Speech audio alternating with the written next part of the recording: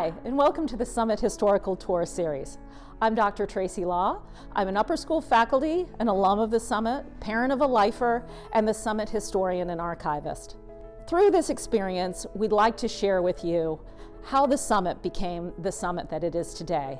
There'll be stories of the people and the students who made the Summit, and just of changes in the building and the grounds as you see it. So this is always a really nice place to start. The first thing I'd like to point out, or that I'd like us to think about, is there's the Ohio River. We were founded by the Sisters of Notre Dame. The first women who came here, they were asked by Bishop Purcell, who contacted the Mother House in Namur in Belgium, to ask for a group of nuns to come here and open a school. So on Halloween in 1840, barely 50 years after Cincinnati was founded, and barely 50 years after the Order of the Sisters was founded, the first 8 landed at the public landing in Cincinnati. You know, who were these women?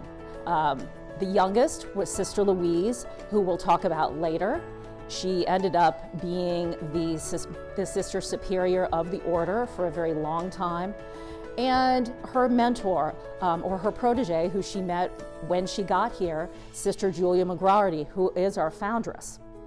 These independent and dynamic women essentially ran a national corporation. Both of them were Sister Superior for the Sisters of Notre Dame.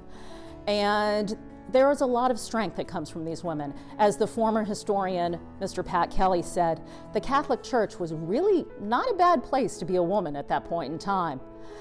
These women, it was Sister Louise's vision to have a place out in the more rural area, and it was Sister Julia who in 1888 saw this property, purchased it, and oversaw the building of what we know today as the Summit.